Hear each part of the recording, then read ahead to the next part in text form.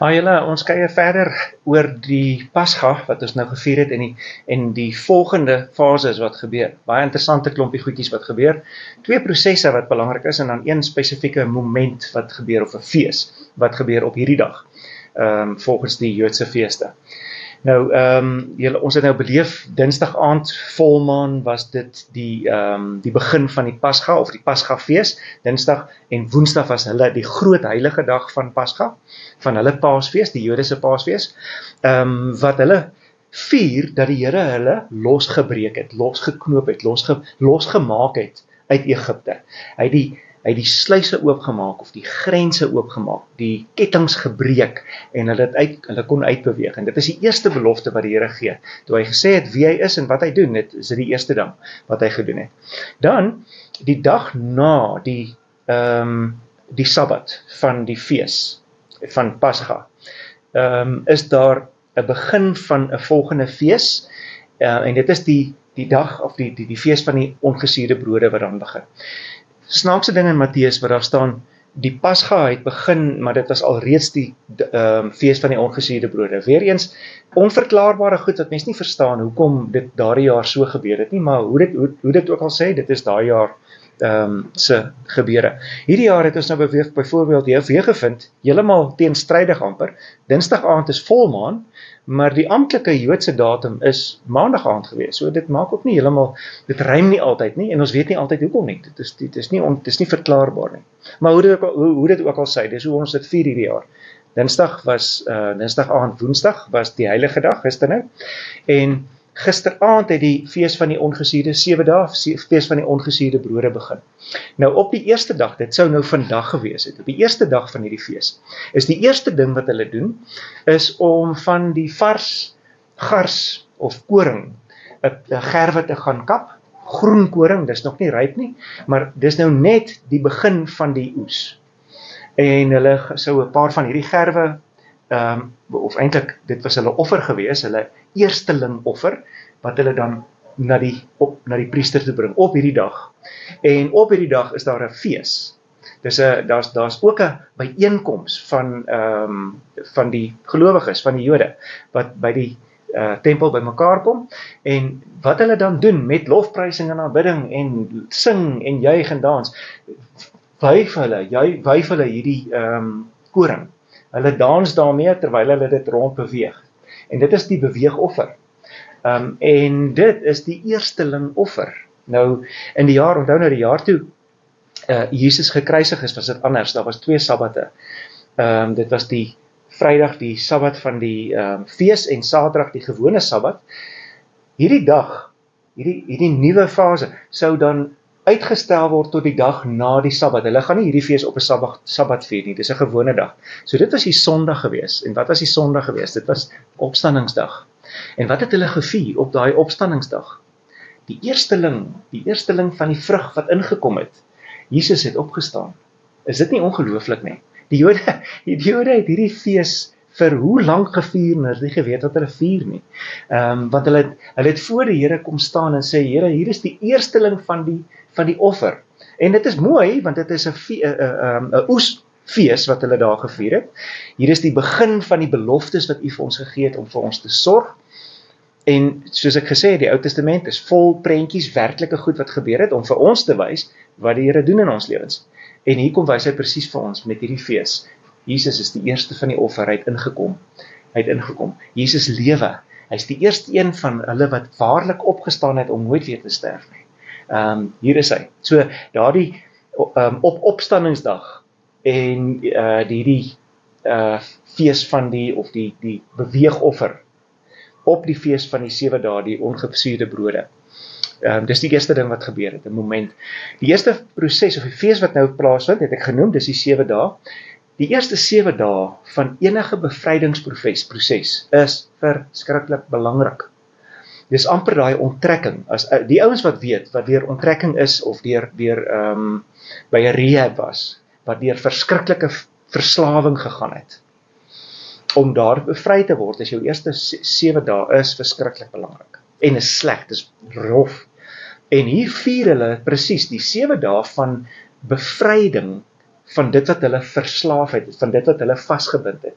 Hulle was slawe, en nou word hulle vry, en amper die psigiese bevryding is amper groter as die fisiese bevryding, en hierdie 7 dae was dit vir hulle erg, en hulle moes vlug, hulle het nie geweet wie hulle is, of waarheen, of waar hulle gaan nie, maar hulle het net gevlug. So dit was 'n rowwe tyd, en elke jaar herinner die Here vir sy volk, dink hieraan, dink en kry hierdie perspektief van waarmee ek met julle besig is, om julle te bevry, om julle skoon te maak van dinge wat julle vashou. 7 dae, wat hulle hierdie fees gevier het, elke dag hierdie broodjies geëet, en geen ander brood nie. Okay, allerhande ander goed wat hulle ook eet, maar wat brood betref, hulle vier dit, dat in 7 dae wat die volk uit Egipte gevlug het, dat hulle geen ander kos gehad het, net as hierdie brood nie, ongesuurde brood, dis al wat hulle gehad het om te eet. Hulle kon nie van die vleis wat oorgebly het, saamvat nie, niks daarvan het saam gegaan nie, net bakke met deeg, wat nie suurdeeg in gehad het nie, wat hulle nog so langs die pad kon vier. Binne 7 dae het hulle gehardloop of getrek, en tot by die Rooi See gekom, en toe deur die Rooi See, hulle is deur die Rooi See bevry uit Egipte, weg van die plek van slawerny, en dit is baie simbolies vir ons ook. So hierdie 7 dae wat nou voorlê, maak dit vir jou ook 'n simboliese tydperk van terugdink aan tye waar die Here jou bevry het, en die slegte dinge wat jy moes deurgaan daardeur. Die slegte tye wat jy moes deurgaan op 'n fisiese vlak, jou besigheid, whatever. Dink daaroor terug, en celebrate die feit dat jy bevry is en kon aangaan met jou lewe. En as jy nou in 'n tyd van vasgebind is, of in 'n proses van bevryding, stap hierdie pad saam, sodat jy saam kan beleef, die Here wil my in my denke vernuwe, van 'n slaaf tot 'n koningskind. En hierdie proses begin in 7 dae. Nou goed, dis die eerste proses. Vandag is ook die eerste van die Omer, en die Omer is die aftel van die weke, die fees van die weke, is die volgende fees wat gevier word. En dit is oor 50 dae. So, wat die Jode moet doen, van vandag af, tel hulle 7 weke. 7 maal 7 is 49 dag. 49 dae. Op die 50ste dag is daar dan nog 'n fees wat kom. En hierdie is die fees, hulle noem dit die fees van die weke, en 'n groot ding vir hulle is om die weke af te tel. Ek kyk nou, daar is nou vragies apps wat jou help om die aftelling te doen, want die aftelling was vir die Jode belangrik, en dit het 'n bietjie verlore gegaan in die afgelope tyd, maar hierdie apps help jou om weer te tel, elke dag by aandete, of elke dag by 'n ete, dan sal die pa sê, vandag is die eerste dag van die eerste week van die Omer, van hierdie feestyd. En as hulle by die 14de dag kom, dan sal hy sê, vandag is die 14de dag, dis die 7de dag van die tweede week. So hy herhaal die week en die dag en die groot totaal, somtotaal van die woorde, week 1, dag 3, en ons is met die 11de dag of 10de dag, whatever. Hulle doen baie moeite daarmee, om hulle te help om hierdie verwagtend, met vol verwagting te wees, na die volgende fees toe. So vir die volgende tydperk is hulle vol verwagting, want daar's iets groot wat nog gaan kom, groter as die vandag, die wyf van die gars, wat oor 40 dae, 50 dae gaan reg wees, is die eerste ware oes, ryp are, gaan ons dan kan inblik, en dan vier hulle die fees van die oes. Nou, hierdie is 50 dae, dis Pentakosta, en nou weet julle wat se fees kom, die fees van die Pentakosta, die 50ste dag, is nou op pad. So ja, dis nou wat besig is om te gebeur, dis hierdie feeste.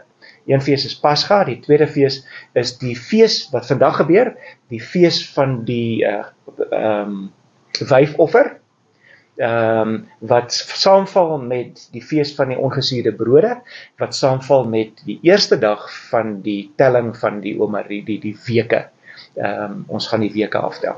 So nou het hulle so 'n bietjie van 'n idee van hoe die verloop in 'n Joodse huis gebeur, en vir ons is dit soveel meer wat gevier kan word. Selfs met hierdie week, ek noem dit nou, hierdie week van die ongesuurde brode, wat jy doelbewus hard werk om sonde uit jou lewe uit te kry.